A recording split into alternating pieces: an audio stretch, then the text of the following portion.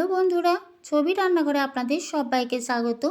আজ আমি খুব সহজে কম খরচে ভিনেগারের রেসিপি নিয়ে এসেছি। ভিনেগার আমাদের রান্নার কাজে খুবই প্রয়োজন, আর এই ভিনেগার আমাদেরকে বেশি দাম দিয়ে দোকান থেকে কিনতে হয়। এই বোতলটা 650 ml, আর এই বোতলটার দাম 70 টাকা, কিন্তু 5 টাকা দিয়ে আমি হাফ লিটার ভিনেগার বাড়িতে বানিয়ে নেব খুব কম সময়ে কম খরচে খুব সহজভাবে। আমার চ্যানেলে যদি প্রথম এসে থাকেন বন্ধুরা, তাহলে আপনাদের কাছে অনুরোধ, আমার চ্যানেলটিকে সাবস্ক্রাইব করে ভিডিওটিতে লাইক দিয়ে পুরো ভিডিওটা দেখতে থাকুন। চলুন আমি এই ভিনেগারের রেসিপিটা আপনাদের সঙ্গে শেয়ার করব। ভিনেগার আমাদের রান্নার বিভিন্ন কাজে লাগে।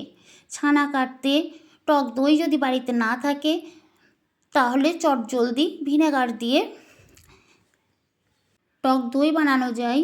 আচার বানাতে ভিনেগার লাগে, ছানা কাটতে ভিনেগার লাগে। আমি এখানে একটা কড়াই গ্যাসের ওভেনে বসিয়েছি, আর এই কড়াইয়ের মধ্যে আমি দেব হাফ লিটার। আমি এখন হাফ লিটারের মতো ভিনেগার বানাবো। এই ভিনেগারটা বানানো খুবই সহজ। এখানে আমি জলের মধ্যে দেব 1 চামচ লবণ। এখানে একটা বড় সাইজের লেবু নিয়েছি, গোটা লেবুটা লাগবে না, খুব বড় সাইজ, তার জন্য আমি অর্ধেকটা নিয়েছি। আর লেবুটার মধ্যে প্রচুর রস আছে, লেবুটার রসটা আমি বের করে নিচ্ছি। তাই দেখুন বন্ধুরা, লেবুটা থেকে অনেকটা রস বেরিয়ে যাচ্ছে, তাই পুরো লেবুটা আমি নেব না।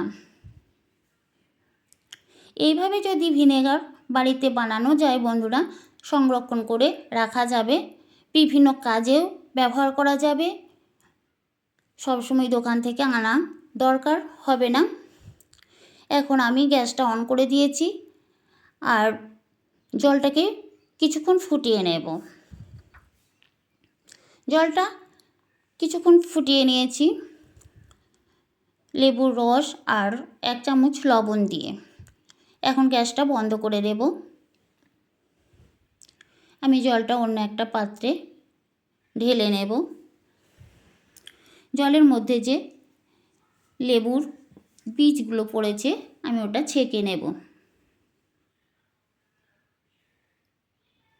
আমি একটা ছাঁকনির সাহায্যে জলটাকে ছেঁকে নিচ্ছি।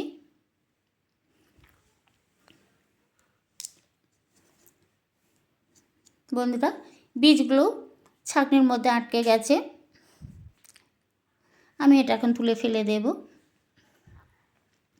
আর এই জলটা আমি কিছুটা ঠান্ডা করে নেব, পুরোপুরি ঠান্ডা নয়, হাতে আঙুল ডুবিয়ে সহ্য করার মতো গরমটা রাখতে হবে। এখন ঠান্ডা হয়ে এসছে, হালকা গরম আছে। এই অবস্থায় আমি 2 চামচ সাইট্রিক অ্যাসিড দেব। আমি আমার হাতে যে চামচটা দেখলেন, এই চামচে 2 চামচ সাইট্রিক অ্যাসিড দিয়েছি। বন্ধুরা, যে কোনো মুদির দোকানে এই সাইট্রিক অ্যাসিড কিনতে পাওয়া যায়, দাম খুব একটা বেশি নয়। যদি বাড়িতে কিনে এইভাবে ভিনেগার বানিয়ে রাখতে পারেন তাহলে খুবই ভালো হবে। এখন এই সাইট্রিক অ্যাসিডটা জলের মধ্যে গুলে নিয়েছি, এই দেখুন গুলে গেছে। আমি আর একবার ছেঁকে নেব।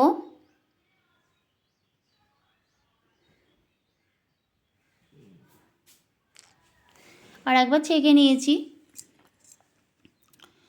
একদম পরিষ্কার। একটা ভিনেগারের বোতল, এই বোতলটা 750 ml আমার খালি হয়ে গেছে। এই বোতলটা ভিনেগার নেই। এখন এই বোতলের মধ্যে আমি ভরে রেখে দেব। আপনারা চাইলে আরও বেশি করেও বানাতে পারেন, কিন্তু আমি বেশি হাফ লিটার বানিয়েছি। ওই হাফ লিটার ফুরিয়ে গেলে তারপর আবার বানিয়ে নেব। খুব সহজভাবে বানানো যায় বন্ধুরা। তাই দেখুন, খুব কম খরচে এটা বাজারে কিনতে গেলে 70 টাকা লেগে যাবে। এইভাবে বানিয়ে নেবেন, বিভিন্ন কাজে, আচার সংরক্ষণের কাজেও লাগে, চাউমিন বানাতে গেলে লাগে। আমার এই ভিডিও কেমন লেগেছে অবশ্যই কমেন্ট করে জানাবেন। ভালো লাগলে লাইক কমেন্ট শেয়ার করবেন।